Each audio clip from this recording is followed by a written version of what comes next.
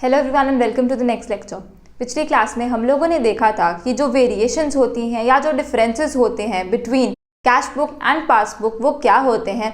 अच्छे से हम लोगों ने उसका मीनिंग समझ लिया था और साथ ही में हमने देख लिया था कि हर वेरिएशन या हर डिफरेंस के कारण एक नेट इफेक्ट जो आता है, कौन सी जो बुक है वो इंक्रीज्ड या रिड्यूस्ड बैलेंस दिखाती है, वो हम लोगों ने नेट इफेक्ट भी देख लिया था कि क्या होता है। पर साथ में ही मैंने आपको बोला था कि जो डिसीजन हमने लेना है कि बैंक रिकन्सिलिएशन स्टेटमेंट बनाते वक्त कोई चीज़ ऐड होनी है कि सब्ट्रैक्ट होनी है, वो एक और चीज़ पे डिपेंडेंट है कि कौन सही है और कौन गलत है। तो अब हम लोग सबसे पहले अप्रोच सीखने वाले हैं कि कैसे हम लोगों ने क्वेश्चन को प्रोसीड करना है, क्या चीज़ रहेगी लास्ट में जो हमने देखनी है। पहले तो हमने यही चीज़ करनी है, कैश बुक में क्या हुआ होगा एक वेरिएशन के कारण, पासबुक में क्या हुआ होगा एक वेरिएशन के कारण। और अब सबसे पहले हम लोग लिखेंगे एक नोट और उसके बाद हम लोग देखेंगे जो टोटलिंग एरर के बारे में हमने बात करी थी, कास्टिंग वाला जो एरर होता है, ओवर कास्टिंग और अंडर कास्टिंग, वो भी हम लोग फिर उसके बाद समझेंगे।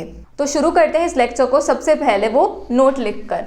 तो यहाँ पर हम लोग लिखेंगे note for solving the question, the starting point, bracket में लिखेंगे balance as per cash book और balance as per passbook whichever is given in the question, bracket करेंगे बंद। अभी समझेंगे कि ये क्या लिखा है। should be considered wrong। आगे लिखेंगे then effect as per the correct book should be given. तो दिखने में लग रहा है कि बहुत ही मुश्किल सी चीज़ लिखी है यहाँ पर असल में बिल्कुल भी मुश्किल चीज़ नहीं है, क्योंकि हमने जो मेजर पोर्शन है जो क्वेश्चन में यूज़ हुआ करेगा वो ऑलरेडी हमने कवर कर लिया है। अब ये नेक्स्ट स्टेप है जो भी हमने क्वेश्चन सॉल्व करते वक्त लगाना है। तो अब ध्यान से सुनना है कि क्वेश्चन में हुआ क्या करेगा। हम लोग कर रहे हैं टॉपिक बैंक रिकन्सिलिएशन स्टेटमेंट का, जिसमें हमारा balance as per cash book और balance as per passbook tally नहीं करता होता। क्यों नहीं करता होता? क्योंकि कुछ वेरिएशंस होती हैं। अब उन वेरिएशंस को हम लोगों ने ऑलरेडी कवर कर लिया है। तो हमने करना क्या है, जब भी हमें एक क्वेश्चन सॉल्व करना है हमने करेक्ट बैलेंस निकालना है जितना हमारे पास होना चाहिए। तो उसके लिए हम लोग क्या करने वाले हैं, सबसे पहले क्या होगा, क्वेश्चन में आपको एक बुक का बैलेंस दिया रहेगा। हमेशा स्टार्टिंग में भी दिया हो सकता है क्वेश्चन के और एंड में भी दिया हो सकता है। उन्होंने दिया होगा balance as per cash book, जो कि पॉजिटिव बैलेंस भी हो सकता है, नेगेटिव बैलेंस भी हो सकता है, डेबिट बैलेंस भी हो सकता है, क्रेडिट बैलेंस भी हो सकता है, फेवरेबल बैलेंस भी हो सकता है और अनफेवरेबल बैलेंस भी हो सकता है। हमें अच्छे से पता है कि कैश बुक के लिए जो पॉजिटिव बैलेंस है उसको डेबिट बैलेंस भी कहते हैं और फेवरेबल बैलेंस भी कहते हैं, और जो नेगेटिव बैलेंस है उसको क्रेडिट बैलेंस भी कहते हैं, अनफेवरेबल बैलेंस भी कहते हैं और ओवरड्राफ्ट भी कहते होते हैं। ऐसे ही पासबुक के लिए क्या होता है, पासबुक के लिए होता है उल्टा। तो वहाँ क्या हो सकता है, वहाँ पे अगर पॉजिटिव बैलेंस होगा तो उसे क्या कहते हैं, पॉजिटिव या फेवरेबल बैलेंस को हम लोग कहते हैं क्रेडिट बैलेंस, क्योंकि वो हमसे उल्टा चलता होता है बैंक। और नेगेटिव बैलेंस को हम लोग बोलते होते हैं अनफेवरेबल बैलेंस, या फिर हम लोग बोलते हैं डेबिट बैलेंस या फिर ओवरड्राफ्ट एज पर पासबुक। तो अब क्वेश्चन सॉल्व करने के लिए हमें नहीं देखना कि कौन सा बैलेंस दिया हुआ है, वहां पर कैश बुक का दिया है, पासबुक का दिया है, डेबिट दिया है, क्रेडिट दिया है। हमने सिर्फ देखना है कि बैलेंस एज पर कौन सी बुक दिया है, बैलेंस एज पर पासबुक दिया है या balance as per cash book दिया है। जिसका भी बैलेंस दिया हुआ है हमें क्वेश्चन में बहुत ध्यान से सुनना है, जिसका बैलेंस क्वेश्चन में दिया हुआ है उसको हम मानेंगे गलत। तो ध्यान सबसे ज्यादा यही रखना है कि किसको हमने सही मानना है और किसको हमने गलत मानना है। अगर आप लोग ये वाली चीज नहीं समझोगे तो क्वेश्चंस करने में बहुत ही ज्यादा प्रॉब्लम आएगी। करना तो ऐड सब्ट्रैक्ट ही होता है, पर उसके पीछे का जो लॉजिक है वो बिल्कुल क्लियर होने के लिए, क्वेश्चन सॉल्व करने के लिए मानना होगा कि जिस बुक का बैलेंस दिया हुआ है वो गलत है। तो स्टार्टिंग में आपको balance as per cash book दिया हो या बैलेंस एज पर पासबुक दिया हो, बी इट डेबिट और क्रेडिट, फेवरेबल अनफेवरेबल, जैसा भी बैलेंस दिया है as per whatever book, consider it to be wrong, उसे मानोगे आप लोग गलत। तो यही चीज लिखी है यहाँ पर। For solving the question the starting point bracket में लिखा है balance as per cash book और balance as per passbook whichever is given in the question. जो भी बैलेंस आपको दिया हुआ है क्वेश्चन में, चाहे कैश बुक का दिया है चाहे पासबुक का दिया है, जो मर्जी बैलेंस हो, वो कैश बुक का दिया है कि पासबुक का दिया है, अगर आपको balance as per cash book दिया है तो कैश बुक को गलत मानो, अगर आपको बैलेंस एज पर पासबुक दिया है तो पासबुक को गलत मानो। यही सबसे ज्यादा इंपॉर्टेंट चीज है कि गलत किसको मानना है और सही किसको मानना है। तो क्वेश्चन में जो जिसका बैलेंस आपको दिया होगा उसे आप मानोगे गलत, तो ऑटोमेटिकली जो दूसरा है वो क्या होगा, वो सही हो जाएगा। जब हम क्वेश्चन करेंगे तो बिल्कुल ही ये वाली चीज क्लियर हो जाएगी, पर अभी के लिए समझो क्वेश्चन में जिसका बैलेंस दिया है उसको मानोगे गलत, तो ऑटोमेटिकली दूसरी जो भी बुक है जिसने भी वो बनाई है वो हो गई सही। तो गलत किसको मानना है, जिसका क्वेश्चन में हमें बैलेंस दिया होगा। उसके बाद क्या करना है, सबसे पहले तो हमने देखना है कि गलत कौन है।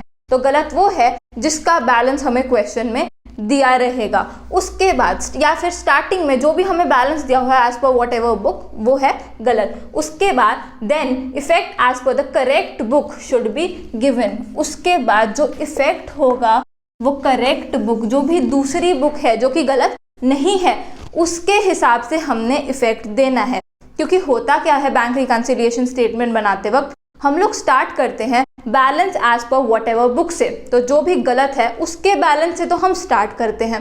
उसके बाद हम लोग क्या करते हैं, हमें दी होती है क्वेश्चन में बहुत ज़्यादा वेरिएशंस, जो कि वेरिएशंस हम लोग ऑलरेडी कवर कर चुके हैं पिछले लेक्चर में। तो अब वो जो बैलेंस हमने ऊपर लिया हुआ है उसे हमने माना गलत, तो अब हमने सही करना है और सही बैलेंस पे पहुंचना है दूसरी बुक के। तो जो भी लास्ट में हमारे पास बैलेंस निकला करेगा वो बैलेंस एज पर दूसरी बुक निकलेगा या फिर balance as per correct book निकला करेगा, क्योंकि उसी के हिसाब से ही तो हम सारे जो इफेक्ट हैं वो देने वाले हैं, क्योंकि लिखा है then effect as per the correct book should be given. तो उसके हिसाब से हमने हर वेरिएशन का इफेक्ट देना है। जो भी उस करेक्ट बुक में किया होगा वही हमने अपना बैंक रिकंसिलिएशन स्टेटमेंट बनाने वक्त करना है। तो क्योंकि ये चीज़ बहुत ज़्यादा इंपॉर्टेंट है, हम लोग इसको यहाँ पे हिंदी में भी लिखेंगे ताकि आसानी से हमें समझ में आ जाए। और जब हमने सोचना है तो वहाँ पे भी हमने हिंदी में ही लिखा था कि बैलेंस बढ़ गया या कम हो गया तो नेट इफेक्ट क्या निकला, तो यहाँ पे भी हम लोग हिंदी में ही लिख लेते हैं कि हमने करना क्या है। तो क्वेश्चन देखते ही सबसे पहले हम करेंगे जिसके बैलेंस से क्वेश्चन स्टार्ट होगा, मतलब कि जो भी हमें बैलेंस दिया हुआ है as per whatever book in the question, तो उसे तो हम मानेंगे गलत, उसे मानो गलत। तो ऑटोमेटिकली क्या हुआ, जो भी दूसरा है वो सही हो गया, दूसरी बुक सही हो गई। उसके बाद फिर सही के हिसाब से जो इफेक्ट होना चाहिए वो दो। तो हमने करना क्या है, जिसके बैलेंस से क्वेश्चन हमारा स्टार्ट होगा उसे तो हम मानेंगे गलत। उसके बाद जो सही बुक है उसके हिसाब से जो भी इफेक्ट होना चाहिए वो इफेक्ट हम देंगे। इफेक्ट हम ऑलरेडी देख चुके हैं कि किससे बैलेंस बढ़ता है, किससे बैलेंस कम होता है, वो किसने किया होता है, कैश बुक ने किया होता है कि पासबुक ने किया होता है। ये चीज़ हम लोगों ने ऑलरेडी कवर कर ली है। सिर्फ नेक्स्ट स्टेप हमने ये वाला लगाना होता है कि हम लोगों ने देखना होता है कि कौन सही है कौन गलत है। तो गलत कौन है, जिसका बैलेंस हमें क्वेश्चन में दिया होगा उसे हम मानेंगे वो गलत है। तो क्वेश्चन सॉल्व करने के लिए ये बस करना होता है कि जिसके बैलेंस से हमने क्वेश्चन स्टार्ट कर लिया, ऊपर उसी में सारी एडजस्टमेंट्स करने वाले हैं हम लोग, क्योंकि हम स्टार्ट करेंगे balance as per whatever book से। उसके बाद सारी एडजस्टमेंट्स होने वाली हैं बीच में। तो अब एडजस्टमेंट्स क्या होंगी, उसी बैलेंस में होनी है, तो वो गलत है, इसीलिए तो हम उसमें एडजस्टमेंट्स कर रहे हैं, तो उसे हम मानेंगे गलत, एडजस्टमेंट्स करेंगे और करेक्ट बैलेंस निकालेंगे एज पर दूसरी बुक। तो इसको यहाँ बस थोड़ा सा समझाने के लिए मैं लेने वाली हूँ एक एग्जाम्पल, पर असल में तो हमें सही से तभी समझ में आएगा जब हम क्वेश्चंस के थ्रू करेंगे। ये बहुत ही ज़्यादा आसान सी चीज़ है, बस कॉन्सेंट्रेशन चाहिए और तरीका पता होना चाहिए। अगर आप इस तरीके से सॉल्व करोगे आपका कोई भी क्वेश्चन गलत नहीं होगा और आपका लॉजिक भी बिल्कुल सेट रहेगा कि किस किस चीज़ों के कारण हम कोई चीज़ को ऐड कर रहे हैं या सब्ट्रैक्ट कर रहे हैं। तो सबसे पहले हम लोग यहाँ पर लिख लेते हैं एक एग्जाम्पल। तो यहाँ हम लोग लिखेंगे check issued but not presented for payment ₹5000। तो यहाँ पे जैसे हमें एक वेरिएशन दी हुई है क्वेश्चन में, सिर्फ एग्जाम्पल ले रही हूँ, पूरा क्वेश्चन नहीं है ये, तो सिर्फ समझने के लिए हमें दिया हुआ है check issued but not presented for payment ₹5000। तो मैंने आपको बोला था जैसे ही आपको कोई वेरिएशन दिखे आपने क्या करना है, आपने देख लेना है कैश बुक में क्या हुआ है और पासबुक में क्या हुआ है। मतलब हमें अच्छे से पता है चेक इशूड, चेक हम लोगों ने ऑलरेडी काट दिया, लेकिन it is not presented for payment, अभी वो जमा तो कराया ही नहीं गया। तो हुआ क्या होगा, चेक इशू हो चुका है but it is not presented for payment, हमने ऑलरेडी ये चीज कवर कर ली है वेरिएशन सीखते वक्त। तो कैश बुक में क्या किया होगा, हमने अपनी तरफ से चेक इशू कर दिया, मतलब कि हमने किसी को पैसे देने थे, हम लोगों ने अपनी तरफ से चेक इशू कर दिया, तो हमने रिकॉर्ड करने के लिए मान लिया कि हमारे पैसे कट गए, तो हमने क्या किया होगा, माइनस किया होगा क्या, 5000 कैश बुक के अंदर। मतलब कि हमने अपना जो बैलेंस है वो कैश का, मतलब वो बैंक बैलेंस जो है जो कि हमारी कैश बुक में दिख रहा है, उसे हमने कम कर लिया ₹5000 से। मतलब कि हमने क्रेडिट कर लिया अपना bank column of cash book, क्योंकि कैश बुक के लिए डेबिट साइड प्लस वाली साइड, क्रेडिट साइड माइनस वाली साइड। जब जब बैलेंस बढ़ेगा कैश बुक में डेबिट करते हैं, जब जब बैलेंस कम होगा तो क्या करते हैं, क्रेडिट करते हैं। ये चीज हमें ऑलरेडी पता है। तो हमने क्या किया होगा, चेक इशू कर दिया, हमने अपनी तरफ से मान लिया हमारा बैलेंस कम होगा तो हमने माइनस कर दिया होगा 5000 रुपीज, लेकिन it was not presented for payment, असल में तो वो अभी प्रेजेंट ही नहीं किया गया पेमेंट के लिए, जमा ही नहीं करवाया गया। तो बैंक ने क्या किया होगा, क्या बैंक ने हमारा बैलेंस कम किया होगा, नहीं, बैंक ने तो हमारा बैलेंस कम किया ही नहीं, क्योंकि वो तो तब बैलेंस कम करता है when it is actually presented for payment. तो पासबुक में क्या हुआ होगा, पासबुक में हुआ होगा नथिंग, कुछ भी नहीं हुआ पासबुक में, क्योंकि जो चेक था it is not presented for payment. तो ये क्या हुआ, टाइम गैप आया बीच में। हमने सीखा था कि टाइम गैप के कारण कुछ वेरिएशंस आती हैं, उसी में से एक वेरिएशन है ये कि टाइम गैप आ गया, चेक इशू हो गया but it was not presented for payment. तो कैश बुक में हमने माइनस कर दिया 5000 और पासबुक में हमने किया कुछ भी नहीं। अब आपको इससे पता चल रहा है कि क्या कैश बुक का जो बैलेंस होगा वो एक रिड्यूस्ड बैलेंस दिखेगा हमें, क्योंकि 5000 रुपीज कैश बुक में तो माइनस हुए होंगे, मतलब कि बैलेंस जो है वो कम दिख रहा होगा 5000 रुपए से, लेकिन पासबुक में तो ये 5000 माइनस किए ही नहीं है। तो अब मैंने आपको बोला था इससे नेट इफेक्ट क्या हुआ, cash book will show a reduced balance of ₹5000, लेकिन साथ ही में बताया था कि जब हम क्वेश्चन करेंगे तो ऐसे ही ऐड सब्ट्रैक्ट नहीं कर सकते, एक और चीज देखनी पड़ेगी कि कौन सही है और कौन गलत है। तो अब हम जब क्वेश्चन होगा हमारे पास उसमें हम देखेंगे कि गलत कौन है सही कौन है। तो अगर यहाँ पे क्वेश्चन में, यहाँ मैंने लिखा केस 1, क्वेश्चन में अगर हमें दिया हुआ है balance as per cash book, तो यहाँ लिखेंगे इफ बैलेंस, चाहे डेबिट हो चाहे क्रेडिट हो, यहाँ ब्रैकेट में लिख भी देती हूँ, चाहे डेबिट बैलेंस दिया चाहे क्रेडिट बैलेंस दिया, हमें लेना देना ही नहीं, हमने देखना है कौन सी बुक गलत है। तो जो बुक गलत है उसके हिसाब से हमने इफेक्ट नहीं देना, दूसरी बुक के हिसाब से इफेक्ट देना है। तो if balance as per cash book is given in question, अगर क्वेश्चन में हमारे को दिया हुआ है balance as per cash book, तो क्या मानेंगे, हम मानेंगे सी भी लिखा है कैश बुक को, कैश बुक क्या है, रॉन्ग है। तो अब कैश बुक गलत है, तो सही कौन हो गया, सही ऑटोमेटिकली पासबुक सही हो गई, क्योंकि balance as per cash book दिया हुआ था क्वेश्चन में, तो कैश बुक हुई गलत, पासबुक हुई सही। तो कैश बुक में हमने क्या किया हुआ है, 5000 माइनस किए हुए हैं, लेकिन पासबुक में क्या हुआ है, पासबुक में तो 5000 माइनस किए ही नहीं हुए। इसका मतलब सही बैलेंस क्या है, सही बैलेंस तब आएगा अगर हम 5000 रुपीज ऐड कर देंगे, क्योंकि कैश बुक गलत है, उसने 5000 रुपीज माइनस किए हुए हैं, बैंक ने तो माइनस किए ही नहीं, तो हमें क्या करना है, हमें उसे बढ़ाना पड़ेगा।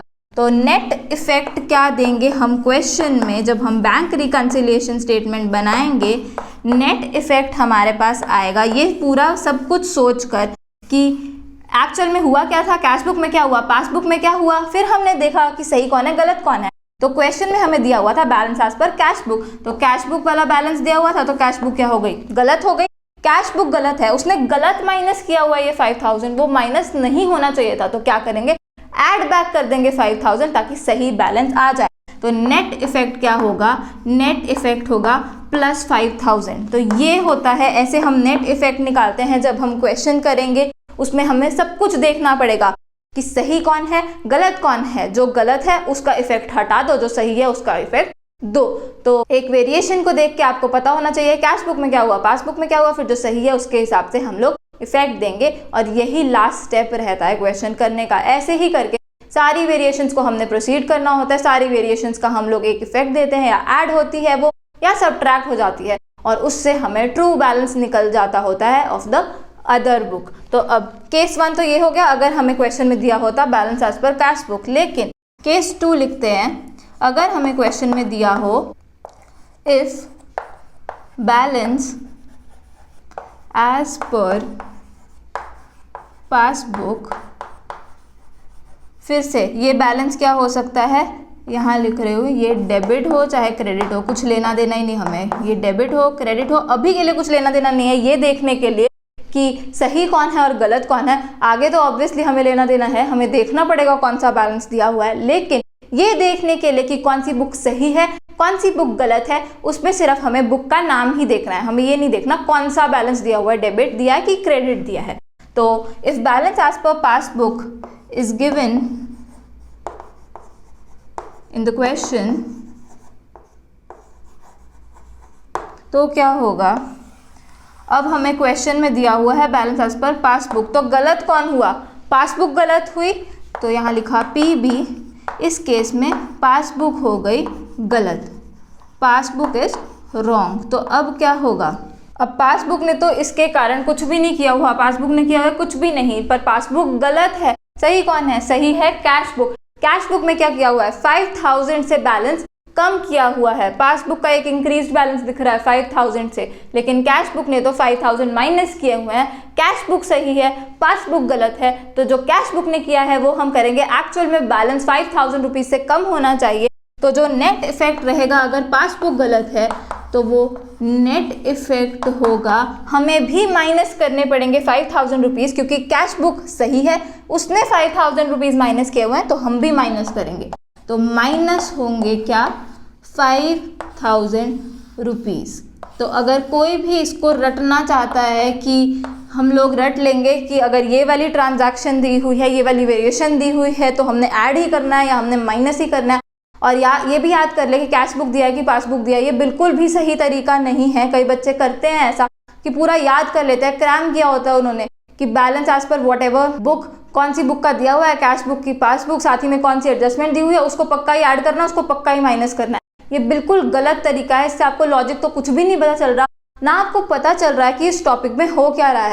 यहाँ पे हम एक एक चीज विद लॉजिक समझ रहे हैं कि बैंक रिकंसिलिएशन स्टेटमेंट, जैसे मैंने आपको बताया कि होती ही क्या है, हम कर क्या रहे हैं इस बैंक रिकंसिलिएशन स्टेटमेंट में, क्या क्या स्टेप्स फॉलो हो रहे हैं और क्यों वो स्टेप्स फॉलो कर रहे हैं हम लोग। तो ऐसे करके अगर आपको कॉन्सेप्ट क्लैरिटी पूरी रहती है तो आगे चल के भी जब आप प्रैक्टिकल लाइफ में जाओगे ये चीज़ें आपको बहुत ज़्यादा काम में आएंगी, क्योंकि ये चीज़ें एक्चुअल में हुआ करती हैं। ये जो अकाउंट सब्जेक्ट है ये आपका पक्का से यूज होना ही है बाद में, तो इसमें एक एक टॉपिक को एज अ क्वेश्चन ना समझ के इसे समझा करें कि ये एक्चुअल में आपको रियल लाइफ में भी काम आएगा, तो पूरा कंसेप्ट ढंग से समझना चाहिए। तो बहुत आसान सी चीज़ है, सबसे पहले क्वेश्चन को देख के क्या देखेंगे, कौन सही है कौन गलत है, जिसका बैलेंस क्वेश्चन में दिया वो है गलत, तो दूसरा ऑटोमेटिकली सही हो गया। फिर हम क्या करेंगे, इफेक्ट देंगे as per the correct book. फिर हम क्या करेंगे, वेरिएशन बाय वेरिएशन चलेंगे, हम लोग देखेंगे कैश बुक में क्या हुआ था और पासबुक में क्या हुआ था। उतना लिखने के बाद हम लोग देखेंगे जो सही बुक है उसके हिसाब से हम लोग इफेक्ट दे देंगे और उसके हिसाब से हमारा डिसाइड हो जाएगा कोई चीज़ प्लस होनी है कि कोई चीज़ माइनस होनी है। तो अब हम लोग लिखते हैं नेक्स्ट नोट। तो ये हो गया हमारा नोट 1 और ये वही स्टेप्स हैं जो क्वेश्चन करने वक्त हमने लगाने हैं। तो उसके बाद हम लोग यहाँ लिख रहे हैं नोट 2। इसमें हम लोग पूरे स्टेप्स लिख लेते हैं कि जब क्वेश्चन हमें दिया होगा तो क्या हमारे स्टेप्स लगेंगे। तो लिखेंगे हम लोग ए यहाँ पर check balance as per which book is given। तो जिसका भी दिया होगा उसे हम क्या मानेंगे, गलत मान लेंगे, तो दूसरा ऑटोमेटिकली क्या हो गया, सही हो गया। तो जिसका भी बैलेंस दिया होगा क्वेश्चन में उसे हमने मानना है गलत, वो बुक गलत है। अब उसी में हम लोग सारे चेंजेस करेंगे।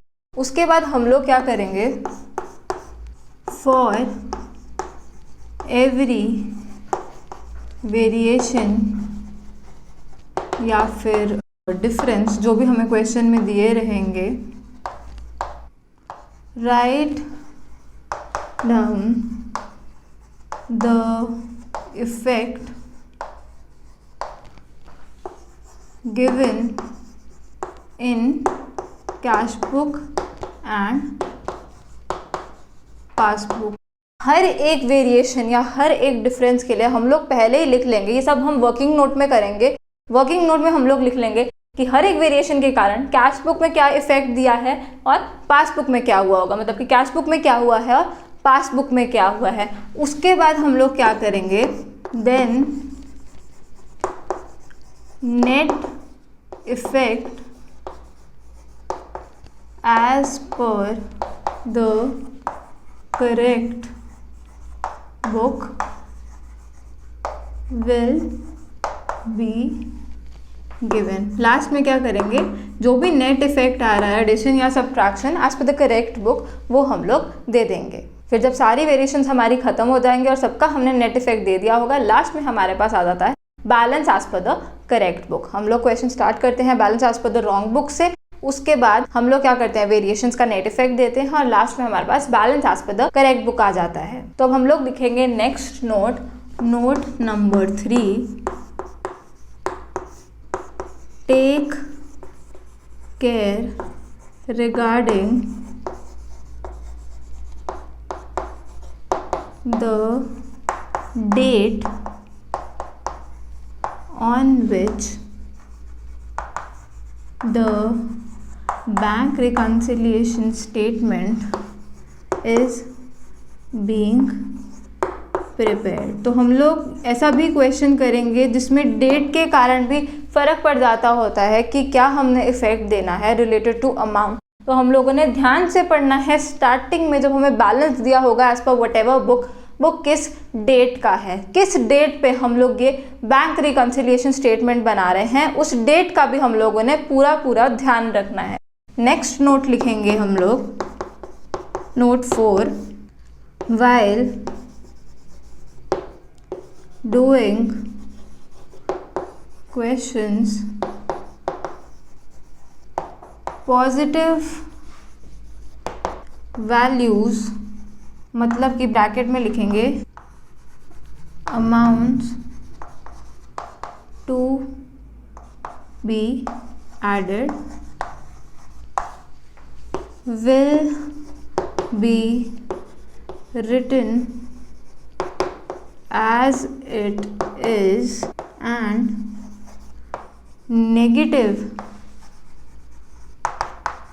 values जो कि ब्रैकेट में लिखेंगे, मतलब कि amount to be deducted will be written in a bracket। तो अब यहाँ पे लिखा है while doing questions positive values, मतलब कि जो जो चीज़ें हमने ऐड करनी होंगी will be written as it is। उसको हम लोग जब हम लिखेंगे बैंक रिकंसिलिएशन स्टेटमेंट के फॉर्मेट में, तो वैसे तो बुक्स में ऐसा फॉर्मेट दिया हुआ है जहाँ पे लिखा होता है प्लस आइटम्स और माइनस आइटम्स, पर हम लोग ऐसे नहीं करेंगे। बैंक रिकंसिलिएशन स्टेटमेंट क्या है? क्या ये कोई अकाउंट है? नहीं, ये कोई अकाउंट नहीं है, ये एक स्टेटमेंट है। स्टेटमेंट का कोई स्पेसिफिक फॉर्मेट नहीं होता, हमें सिर्फ ट्रू रिजल्ट निकालना होता है। तो अब इसमें हम लोग क्या करेंगे, हम लोग सिर्फ एक ही कॉलम बनाएंगे अमाउंट का। अगर तो कोई पॉजिटिव आइटम होगी, जो जो चीज़ें हमें ऐड करनी होंगी वो तो हम बिना किसी सिंबल के लिख देंगे, ना हम प्लस लिखेंगे ना हम माइनस लिखेंगे वहाँ पर। लेकिन जो जो हमारे पास नेगेटिव आइटम्स होंगी एंड नेगेटिव वैल्यूज, मतलब कि amounts to be deducted, will be written in a bracket. तो ये जो ब्रैकेट होता है ये नेगेटिव सिंबल सिग्निफाई करता होता है। तो आगे भी जब भी आपको क्वेश्चन सॉल्व करने हो, आपको माइनस लिखने की ज़रूरत नहीं है। आप लोग ब्रैकेट में अगर कोई वैल्यू लिख रहे हैं, इसका मतलब ही क्या है, वो नेगेटिव आइटम है, वो एक नेगेटिव वैल्यू है। तो जो जो चीज़ें हमें ऐड करनी होगी उसे हम लिखेंगे एज इट इज़, और जो हमारी नेगेटिव वैल्यूज रहेंगी, जो जो चीज़ें हमें माइनस करनी होगी उसको हम ब्रैकेट में लिख देंगे। हम लोग एक ही कॉलम बनाने वाले अमाउंट का हम प्लस आइटम्स और माइनस आइटम्स ऐसे करके हम लोग नहीं लिखेंगे। फिर साथ ही में हमने क्या करना है, जो स्टार्टिंग में हमें बैलेंस दिया होगा, जब हम क्वेश्चन में लिखेंगे, क्वेश्चन जब हम करना स्टार्ट करेंगे तो हम लिखेंगे balance as per whatever book.